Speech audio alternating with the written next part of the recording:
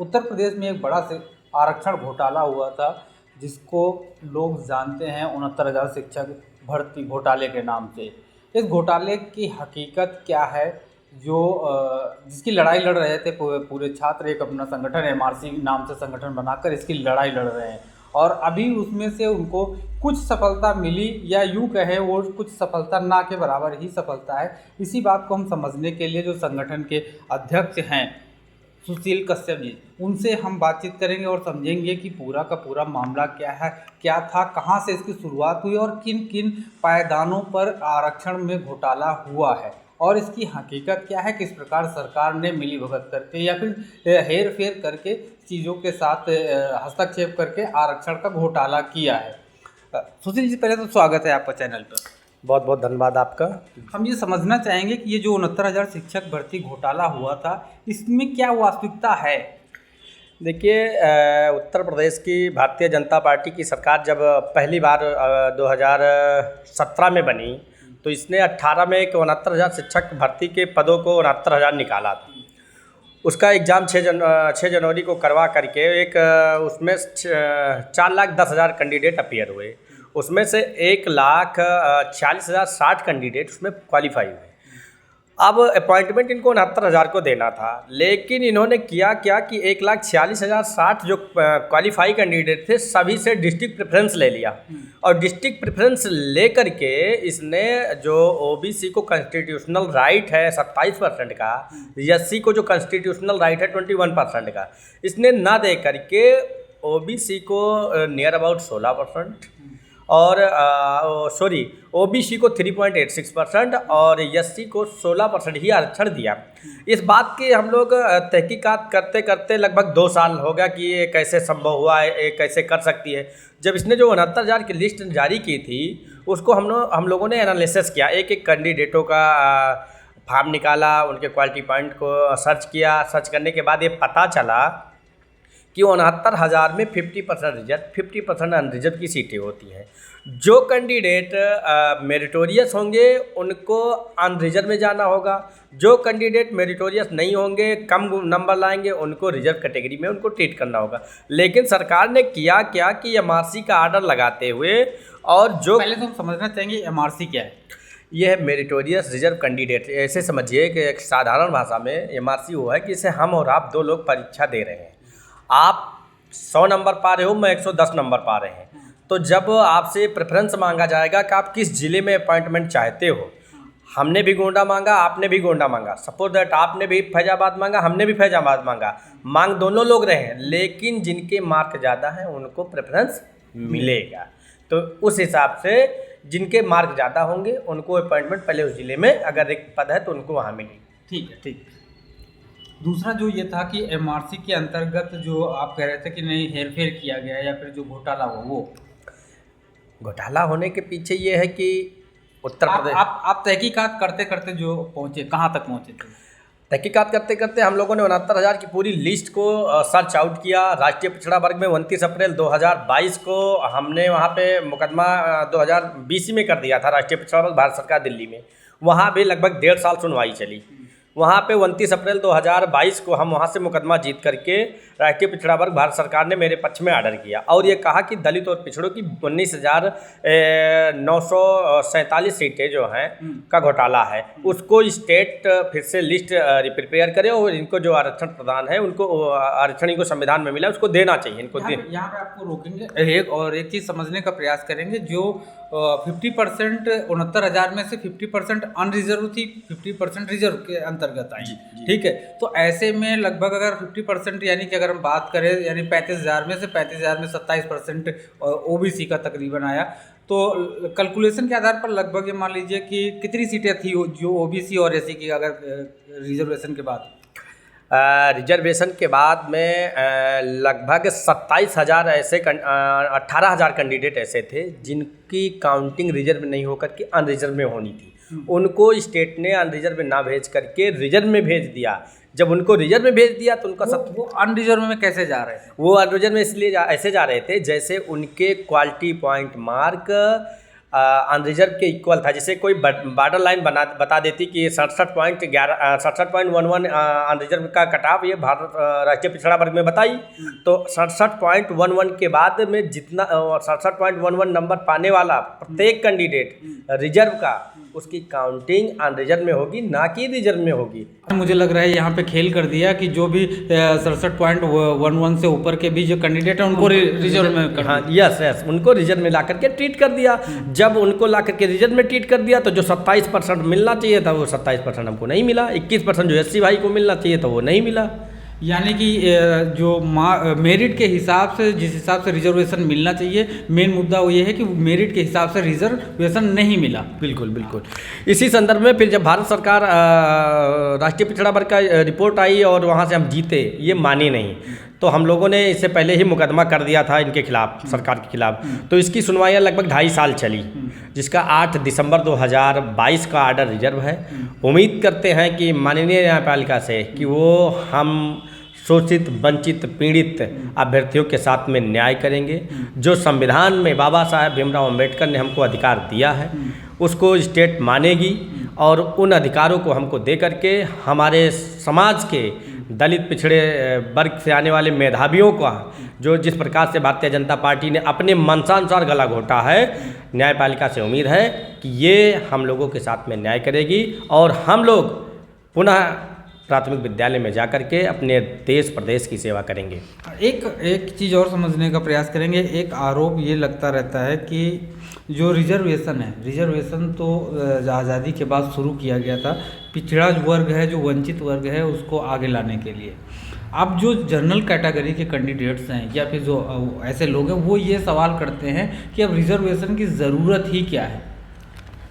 देखिए, अगर रिजर्वेशन नहीं देना है तो प्रत्येक चीज़ों में हटाइए ना, सारी जगहों से हटाइए रिजर्वेशन। जैसे होता क्या कि AWS तो अपने सामान्य को EWS में आरक्षण दे रहे हो और OBC SC को जो संविधान में आरक्षण प्राप्त है उसको खा रहे हो। चाहे वो अभी देख लीजिए संविदा कर्मियों की भर्ती रही, आयुर्विज्ञान लोहिया संस्थान में डॉक्टरों की भर्ती हुई थी, 20 पद हुए थे, 20 पदों पर नियुक्ति होनी थी, एक भी दलित पिछड़े की नियुक्ति नहीं की गई है। क्यों नहीं की गई है? क्या खेल किया गया इसमें हुआ क्या कि 45 दिन की नियुक्तियों में संविधान में ये व्यवस्था है कि 45 दिन से अगर अधिक की नियुक्तियां हैं तो उनको निकाला नहीं जा सकता, उनको भी परमानेंट किया जाएगा और उनको भी संविधान में जो आरक्षण व्यवस्था प्राप्त है 50, 27, 21 की तरह देते हुए ही उनकी भी अपॉइंटमेंट की जाएगी। तो लोहिया संस्थान में जो संविदा पे वैकेंसियाँ निकली हैं, क्या 45 दिन से कम की हैं कि ज़्यादा की हैं? 1 वर्ष की थी, उसके बावजूद भी इसने जो है एक भी दलित और पिछड़े वर्ग से आने वाले डॉक्टरों की नियुक्ति नहीं की, सभी सामान्य वर्ग के डॉक्टरों की नियुक्ति की है। ये आपको कब पता चला ये इस संबंध में? ये तो प्रिंट मीडिया, इलेक्ट्रॉनिक मीडिया के माध्यम से नहीं, आप लोग भी देख रहे होंगे, खबरें आ रही हैं, सूचनाएं मिल रही हैं। अभी जल्द ही हम लोगों ने इस पर भी एक आंदोलन करने के लिए रणनीति तय कर रहे हैं कि इस तरीके से कैसे कर सकते हैं आप, आपकी सरकार है तो मनमानी करेंगे क्या? इस पर भी आंदोलन करेंगे, बिल्कुल करेंगे। जो हमारा संविधान में राइट है मैं उसको लेकर के रहूँगा, चाहे वो शिक्षक भर्ती का मामला हो, चाहे संविदा डॉक्टरों की नियुक्ति का मामला रहा हो, चाहे इरिगेशन का मामला रहा हो, जो भी नियुक्तियां ये सरकार कर रही है उस सभी में आरक्षण खा रही है और अपने लोगों को आरक्षण EWS के नाम पर दे करके उनको मुख्यधारा में ला रही है, दलितों पिछड़ों को मुख्यधारा से हटा रही है। अगर हम बात करें, आप आंदोलन की बात कह रहे हैं कि लोहिया में जो भर्ती हुई है इस पर भी हम आंदोलन करें। अभी जो 69,000 शिक्षक भर्ती का जो आप लोगों का आंदोलन है वो सफल नहीं हुआ, वैसे में दूसरे आंदोलन का लोड सर 69,000 के बारे में आपको बता दूं कि उत्तर प्रदेश के बेसिक शिक्षा मंत्री को घर पहुंचा दिया हम लोगों ने। कैबिनेट मंत्री थे, बेसिक के थे, उनको हरा करके उनको सतीश द्विवेदी जी को हरा करके उनको घर भेज दिया है। तो उत्तर प्रदेश की भारतीय जनता पार्टी हम युवाओं ने लाई है, हम युवाओं ने इनकी विदाई नहीं कर दिया, तब तक दम नहीं लेंगे। रही बात 6 जनवरी को स्टेट ने एक लिस्ट 6800 की जारी की थी, उस 6800 की लिस्ट पर हम लोगों ने स्टे करा दिया। आज तक सरकार पूरी शिद्दत और ताकत के साथ में प्राइवेट काउंसिल लगा करके भी नियुक्ति नहीं करा पाई। दावे के साथ आपके चैनल के माध्यम से बता दें, सरकार चाहे जितनी ताकत लगा ले, जब तक 27 और 21% आरक्षण नहीं ले लिया जाएगा तब तक इनको किसी भी दशा में आगे बढ़ने नहीं दिया जाएगा। चाहे जितनी भी लड़ाई लड़ना हो लड़ ले, चाहे हाई कोर्ट लड़े, चाहे सुप्रीम कोर्ट लड़े, इनसे हम दलित और पिछड़े दो हाथ करने के लिए कमर कर चुके हैं। आपकी जो ये लड़ाई की बात है, ये भाजपा सरकार से या सरकार से? भारतीय जनता पार्टी की गलत नीतियों से है, मनवादी सोच से है। क्योंकि जब संविधान में हमको अधिकार प्राप्त है तो आप कौन होते हो निकालने वाले, हटाने वाले। तो ऐसे में मनवादी सोच कैसे आ गई? मनवादी सोच ये है कि मनवादी लोग वो है कि जो मुख्य धारा में हम लोगों को आने नहीं देना चाहते हैं। वो ये चाहते हैं कि ये गुलाम हो जाएं। आरक्षण इसीलिए दिया गया था कि इनको 27%, 21%, 2% आरक्षण दे करके इनको मुख्य धारा में लाया जाएगा, इनका सामाजिक प्रतिनिधित्व नौकरियों में बढ़ेगा। इसीलिए तो आरक्षण दिया गया था। इसलिए नहीं दिया गया था कि आरक्षण की आप मलाई काटिए, घर पे बैठिए। मुख्य धारा में लाने के लिए मतलब बराबरी मिल सके, इसीलिए तो आरक्षण दिया गया है। तो अब जब नहीं ये दे रहे तो जाहिर सी बात इस संदर्भ में हम लोग हाई कोर्ट के शरण में हैं। उम्मीद करते हैं कि हमारे साथ माननीय न्यायपालिका से उम्मीद है कि न्याय होगा। अगर न्याय नहीं होता है तो उसके लिए भी हम लोगों के पास विकल्प हैं, हम लोग आगे भी चैलेंज करेंगे। आज की डेट में कितने ऐसे, जो आपके संगठन में कितने ऐसे सदस्य हैं जो इस लड़ाई को लड़ रहे हैं? आपके चैनल के माध्यम से बता दें, उत्तर प्रदेश के 75 जनपदों में हमारे जिला अध्यक्ष जी हैं, ब्लॉक अध्यक्ष जी हैं। जिस दिन हम लोग चाहते हैं उस दिन 4-10 हज़ार लोग इको गार्डन को घेर लेते हैं। पूरी ताकत के साथ में हम लोग लड़ रहे हैं। किसी भी तरह से हम लोग कमज़ोर नहीं हैं। अगर कमज़ोर होते तो ये 6800 की लिस्ट जारी करके ये रातों रात नियुक्तियां दे दे होते। इनकी ही 6800 की नियुक्ति को हम लोगों ने होने नहीं दिया, उसको स्टे करा दिया। वो जो 6800 की लिस्ट थी वो भी क्या ओबीसी एससी की थी? हाँ, ये आपका ये बहुत इंटरेस्टिंग सवाल है। जब हम लोगों ने आरोप लगाया कि 19,000 अप्रॉक्स घोटाला है तो सरकार ने एक काउंटर एफिडेविट हाई कोर्ट में फाइल किया और कहा कि भर्ती नीट एंड क्लीन है, ट्रांसपेरेंसी है, किसी भी तरह का कोई घोटाला नहीं है, भर्ती शीशे की तरह साफ है। हम लोग कहते रहे कि नहीं 20,000 का घोटाला है, लेकिन नहीं माने। तो काफ़ी सुनवाइयों के बाद में सरकार ने कहा कि हाँ कुछ आरक्षित वर्ग के अभ्यर्थियों का नुकसान हुआ है। तो ये हुआ कि हम एनआईसी से लिस्ट को फिर से रिप्रिपेयर कर रहे हैं। जो घोटाला, जो नुकसान हुआ उसकी हम भरपाई करेंगे। हम लोगों ने कहा कर लीजिए। करने के बाद में ये 6800 की एक लिस्ट जारी कर दी, कहा कि इतने का ही घोटाला है। तो मैंने कहा अगर मात्र इतने का ही घोटाला है तो 6800 जो गलत लोग हैं उनको पहले बाहर करिए और जो 6800 सही लोग हैं इनको अंदर करने के बाद में एक सही से 69,000 की लिस्ट जो प्रिंसिपल रूल ले डाउन करते हुए basic education act 1981, basic UP reservation act 1994 का एक्ट को पालन करते हुए एक नई लिस्ट जारी की जाए जिसमें क्वालिटी पॉइंट सारे बच्चों का शो हो।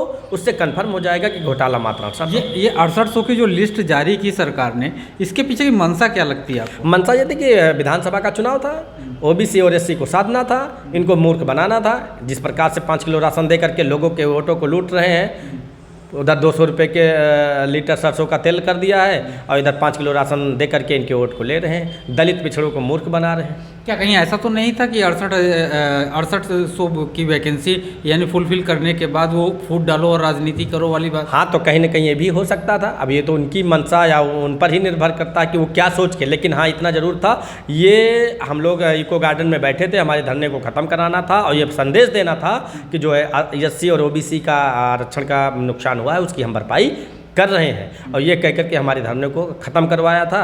और उसी के अगले दिन से ही आचार संहिता लग गई थी तो पुलिस प्रशासन ने हम लोगों को ज़बरदस्ती वहाँ से हटा दिया। अन्यथा की स्थिति में हम 208 दिनों से इको गार्डन की धरती पर बैठे रहे। और सरकार, आश्वासन के बाद अभी क्या हल निकला? सरकार की तरफ से कोई भी हल नहीं निकला है। अब हमको जो न्याय की उम्मीद है माननीय न्यायालय के सिवा और कहीं से है नहीं। अगर न्यायपालिका भी आप लोगों को नहीं सही से न्याय मिल पाता तब क्या करेंगे? देखिएगा कि उम्मीद तो ऐसी नहीं है। अगर मान लीजिएगा कि नहीं भी करती है तो लोगों का न्यायपालिका से विश्वास उठ जाएगा और न्यायपालिका फिर जाना बंद कर देंगे। जहां लोग जाना बंद कर देंगे उसके अस्तित्व खत्म हो जाएंगे स्वतः। आप सुन रहे थे सुशील कश्यप जी को, जो एमआरसी के संगठन के अध्यक्ष हैं। उनका ये साफ मानना है कि अगर ये न्यायपालिका से न्याय नहीं मिलेगा तो जो न्यायिक अस्मिता है वो कहीं ना कहीं तार तार होगी और लोगों का जो भरोसा है वो टूट जाएगा। कैमरा पर्सन आंसू के साथ शिव सैनी, मिरर पोस्ट, लखनऊ।